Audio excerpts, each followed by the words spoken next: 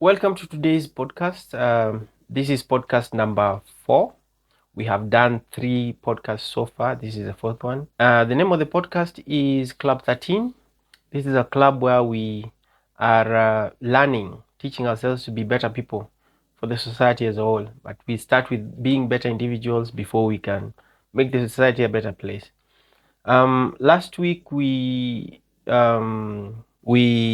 talked about the 13 sins. Go watch the 13 sins. Check it out. It was a nice session we had where we were speaking about the 13 sins, things that you're not supposed to be doing.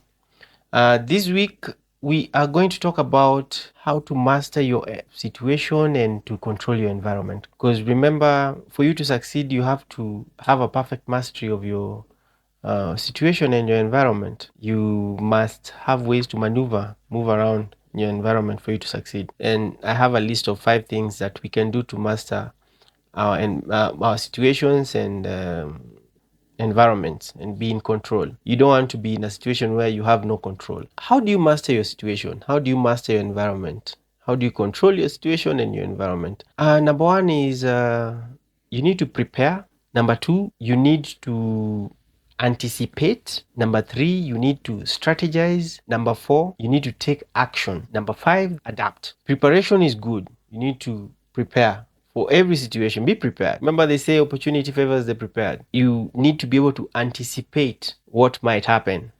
Anticipation is a good thing to do. And you need to have strategize, have plan A, plan B, plan C up to Z if you want. It doesn't help to prepare, anticipate, and strategize if you're not going to take action. Act. And then you obviously need to adapt to your situations, because you can prepare all you want, you can strategize all you want. Kenyans like saying vitu kwa ground. Vitu kwa ground might be different. So you need to be able to adapt. When it comes to preparation, the first thing I believe you should do is investigate before you invest. Whether you want to invest your time, money, whatever you want to invest, investigate before. Basically, it means you need to do your homework. If you're in trouble because of your finances, you need to ask yourself, how did I get here? Figure out the root cause of your problems. Investigate. If you want to invest in business, don't invest in business you don't understand. Investigate. If you're going to invest your time, investigate. The second one is know your enemy as you know yourself. Know your enemy as you know yourself. Who is your enemy? Who made your environment like it is? Who put you in that situation? Is it you? Is it your family? Is it your friends, your group of friends? Is it the government? Is it your boss? Whichever situation you're in, if you're in a bad situation, you need to figure out who put you there. If you're working into getting out of whichever situation you're in, if it's a bad situation, then probably this is a place to weigh possibilities and probabilities. Men are good at this. Huh? I heard somebody saying that ladies look at possibilities, but men don't stop at the possibilities. Men also look at the probabilities. What are your chances? Like I said, let's take a positive example and a negative example. Positive example, you're looking to invest into something. You're in a business situation. You're looking to make money. Now, we said the first rule is investigate before you invest. Ensure you understand what the business is about. And second rule is know thy enemy as you know yourself. So basically, if it's a positive thing, know the hurdles, know the challenges that you are most likely to face. Is it possible to get the deal done? If yes, what are the chances of you actually getting the deal done? So when you're looking at the possibility of something happening, if you want to get into business or you want to make money or you want to make a career, you have to look at the possibilities. What will make it possible? Now, you need the right resources, you need the right skills, you need the right discipline, the right attitude, and you need to have several options. You need to keep your options open. When it comes to possibility, you're looking at resources, you're looking at your skills and competencies, you're looking at your mentality, you're looking at your attitude. because you must have the capacity for something to be possible. You must have the necessary capacity, capability, the power, and contingency. Contingency meaning you have a fallback plan. You're not just going head on. Now, once you've checked that list, you have to look at the probability of you getting that deal done. The probability. What are the chances? You know, this is where now you look at the risks involved. What are the risks? What is the likelihood of this deal happening? This is where you look at the past history. Who has tried to do this deal under similar circumstances, and how many times did they achieve it, and how many times did they not achieve it? Like what are the chances of it succeeding? The third rule under preparation is you need to learn to separate what you can control from what you cannot control. There are things you can't control, like the weather. I know they have equipment to control the weather, but you can't control the weather. You can't make it rain in the club, yeah, but like natural rain, you can't make it stop raining. But there are things you can definitely control. You can control how you present yourself when you're going to a business meeting or an interview. For example, you can control how you dress. You can control your hairstyle. You can control your speech, how you talk, the words you use, things, the things you can control. You can control the time you arrive at your scheduled interview. Of course, you can't control traffic, but at least you can anticipate traffic and then leave early. So you need to learn, get into the habit of separating the two, differentiating the two. Don't waste your time on things you can't control. I always say, personally, when you ask me, is the glass half empty or half full? I always say the glass is half empty. Personally, this is my philosophy. I always prepare for the worst. It helps in a lot of things. I'm not shocked when certain things don't go my way because I prepare for the worst. I prepare for the worst and hope for the best. I look at what is the worst possible situation, what is the worst possible outcome. It's just like choices and consequences. When you make a choice, you always ask yourself, what is the worst thing that can happen from this choice that I'm making? Then if you can live with your the worst consequence, then you're good to go. So rule number 5 is you are only as strong as your weakness. When you're working in a team, you are as strong as your weakest link. And you find a lot of managers, when they realize there's a weakness in a defense or in midfield, they will ensure they maximize on that weakness. And that one weak player might bring down a whole team, a very strong team. Because it means other people have to do double their work to make up for what this individual is lacking. So you as an individual as well, you are as strong as your weakness. This is why it is very important to do a SWOT analysis so that you know what your weaknesses are. And sometimes you just, when you're doing SWOT analysis, as human beings, we have ego, and sometimes you think you have no weaknesses. When you're doing your SWOT analysis, you can ask a friend or somebody who knows you, who isn't afraid to tell you the truth, to do the SWOT analysis for you, especially when it comes to your weaknesses or even strengths. Sometimes you have strengths that you didn't realize were strengths. But I'm more concerned with the weaknesses, because remember, you are only as strong as your weakness. What do you do with your weakness? You work on your weakness and ensure you improve on that. Rule number 6. Somebody once said, don't carry a knife to a gunfight. I'm saying don't carry a book to a knife fight. You always need to speak their language. When you see two men talking or arguing, there's always a level of respect. Because as a man, you realize that there's a chance of violence. Men have that violent nature about them. Now, once you realize, you look at the other person and you determine that there's a likelihood of them getting one over you when it comes to a physical confrontation, and you tend to have some form of respect. There are people who like shouting. There are people who like, there are people you can't argue with. the people you can't communicate with, the people you can't even talk to. It is just hard. So whichever situation you're in, look at the people around you and get into the habit of speaking their language. You are applying for a job as a chef.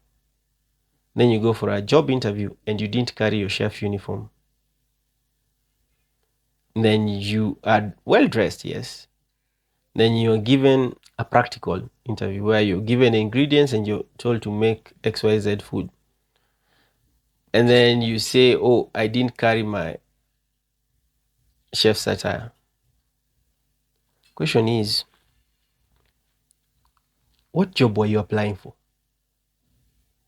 You're going for an interview as a chef and you have no chef's uniform. You're not speaking their language. Analyze your situation, know where you are, and speak the language of the people in that situation. The second part of mastering your situation and controlling your environment, I want to talk about anticipation. So number 7 is under anticipation. Now, anticipation is simple. Some people might think that it's hard to anticipate. It's not hard. We have said severally that we are creatures of habit as human beings. So we have patterns. I like history. If you're a student of history, you will realize that there's nothing new that happens. So being creatures of habit, it means you can actually look at the past to move forward. So rule number 7 is go back to move forward. History decides the future. You can see what has been happening and anticipate what would happen next. It doesn't matter what situation you're in. You're not the first person in that situation. So there's people who've been in the same exact situation. So you can actually go back to move forward. Look at what happened in their situation and what happened next. What options? What choices give what results? Rule number 8 is any problem can be made worse. You can actually make your situation worse. Always know that any problem can be made worse, either by you or external forces. Internal or external forces. Internal forces being you, external being somebody else. The situation can always be worse than it is. With that in mind, ensure you're not worsening your situation. You've heard of the saying, you can't dig yourself out of a hole in the ground. Because the more you dig, the deeper you go in. You don't dig yourself out of a hole, you climb out. You don't dig. Any problem can be made worse.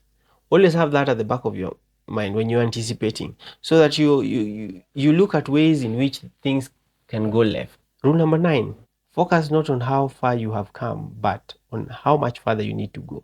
If you're on a journey, and we say life is a journey, don't waste so much time on how far you have come.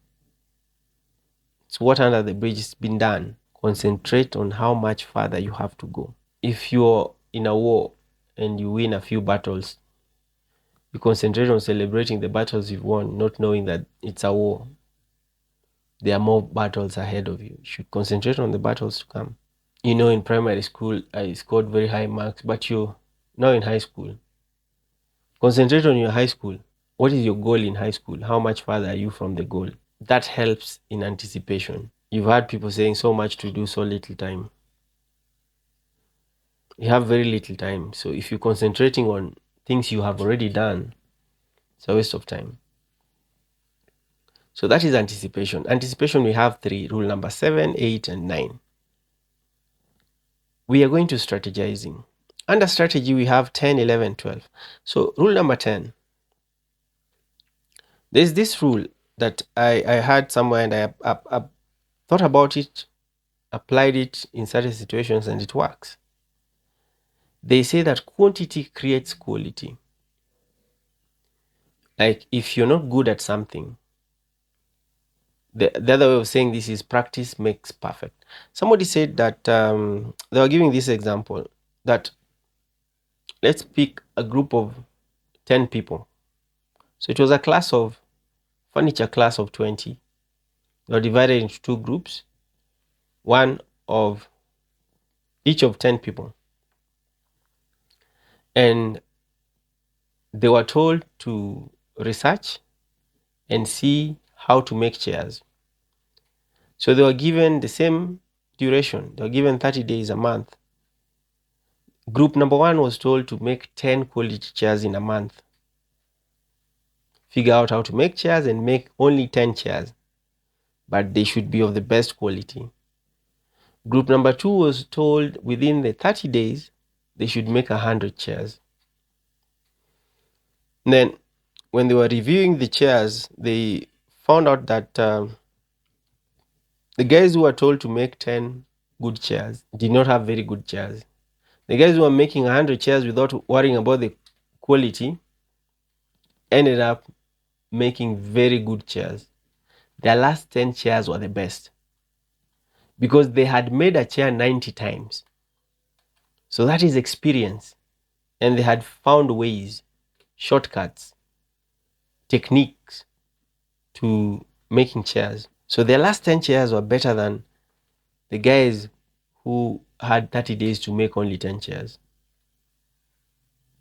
Now, there's a lot of people who procrastinate. Maybe you have a talent that you want to show the world, but you're scared. Oh, what will people do? Is it good enough? This is the rule. Go out there and start doing it. Do it. If there's a skill you want to learn, the best way to learn is to do. Practice makes perfect. The more you do, the better you become. When you're doing your strategy, when you're strategizing, don't forget that sometimes simplicity is very complex. The people who like overcomplicating their situations, their lives, keep it simple. You want to look sophisticated. It's just some people do too much. Don't do too much. Just do enough. Makeup is supposed to enhance the way somebody looks for ladies. Then you meet a lady who has done too much. Now, too much makeup is horrible. You don't look the same. You're no longer beautiful. That's just an example of where too much of something does not imply sophistication. So try and keep it simple. Best strategies are normally simple. When you're strategizing for getting ready to take action, keep it as simple as possible. There's no need to complicate things. Rule number 11 is nothing is as complex as simplicity. For rule number 12, I've heard the phrase, it's nothing personal, it's business. Personally, I believe anything that touches me, anything that concerns me is personal. So the rule is this, it's not worth it if it's not personal. If it ain't personal, then it's not worth it. I do not do anything. I do not engage in any activity that is not personal. It's always personal. Don't listen to them when they say it's nothing personal, it's business. If it concerns you, interferes with your livelihood, it is personal in taking action. Number 13, the first step is the most important. Why? Because when you want to do something, we have this tendency of thinking we're not ready. We have a tendency of wanting things to be perfect before we start. Now, in taking action, your first step is the most important. Don't be scared to take that step. Just take it. You have prepared, you have strategized, you have anticipated. The only thing left to do now is take action. The first step. Once you make the first step, voila. When I was a kid, we were always being told that you can never know how to ride a bike before you fall down and hurt yourself. I guess they used to say that because we always had a fear of falling. So that fear would make you not learn. But the moment you fall down and you realize, I didn't die, I'm still alive, it wasn't that bad, then you get up and you start riding. Rule number 14, take calculated risks. Yes, it's good to act, but you have to do your math, see what risks you're taking. They say opportunity favors the prepared. So one of the rules earlier on we said was investigate before you invest. This is part of taking calculated risks. You're not just risking, you're calculating. They're calculated, meaning you know probable outcomes. You've done your homework, you've done your research. So by the time you're acting, you sort of know what you're doing. You might not be a pro, but you have the basics. Rule number 15 is that nice guys finish last. Is it that successful people are evil, or is it that most evil people are successful? Yes, I know we try to be good people. We are looking out to be good people, but you need that aggression. Don't be so agreeable. Sometimes you need to look out for yourself. Love your neighbor as you love yourself. You cannot love your neighbor before you learn to love yourself. You have to learn to love yourself first. Love is a selfish thing. Don't be too nice. You'll just let people walk over you. You have to learn to take care of yourself. Don't always be agreeable. Be disagreeable sometimes. You'll notice that even at work, some of the most disagreeable people have a higher income than the agreeable people, because disagreeable people know how to stand their ground. You've taken your calculated risk, now stand your ground. Number 16, every choice you make has a consequence. Somebody once said that saying yes to one thing means saying no to several other things, and vice versa. Saying no to one thing may mean saying yes to other things. In life, always remember that every choice you make has a consequence. So when you're taking action, the path that you're taking, ensure you can live with the consequences. If you turn left, whatever you find in left, ensure you can live with the consequences. Number 17, violence ensures peace. It's weird that this is true. If you have two neighboring countries and both of them have nuclear weapons, it's very hard for the two countries to go to war, because both countries understand how bad things can get. If they decide to take the violent path, they know what kind of destruction they can cause. Whichever situation you're in and you're taking action, you must have the necessary arsenal for the action you're taking. The last step was adapt to your situation. Rule number 18 is be like water. Funny thing about water, always takes the shape of its environment. If you put water in a square glass, it will take the shape of a square, oval, round, whichever shape, it will take that shape.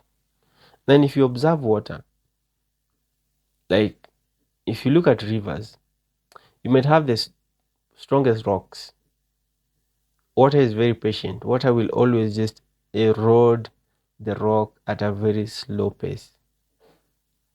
Water is actually very powerful. Be like water. Don't be too stiff that you can't change with the times. Change with the times. Learn to adapt to your situation. Adapt to the times. Change is good. We did a book in high school that said change is as good as rest. Remember, we talked about emotional intelligence. It comes in your adaptation. You have trained yourself to regulate your emotions. So rule number 19 is actually regulate your emotions. You have observed, you've seen your situation, your environment, now you're regulating your emotions. For you to adapt and fit, you regulate your emotions. Rule number 20. Rule number 20 takes us back to possibility versus probability. Look at your resources, look at your skills, look at your options and the choices that you're making. If you made choice A and you realize that you actually don't have the required resources, skills to achieve your goal, then you switch, change your goalpost, do something else. Always compare your possibilities and your probabilities. The last rule here is a mathematical rule that is very helpful in many things. Start from the known to the unknown. Okay? There's a common thing I like telling people: feelings don't change facts. Feelings don't change facts. We don't care about what you feel. What you feel about any situation does not change the fact that you are in that situation. So you need to be objective. Being objective means you're starting from what you know and you're discovering what you don't know. This is part of adapting to your problem, your situation, adapting to your environment. Figure out, what do I know about my situation? What don't I know? What is it that I don't know about this? What is happening to me? So those were 21 points on how to master your situation and control your environment. I hope it helps. Thank you for tuning in, and I'll catch you on the next one.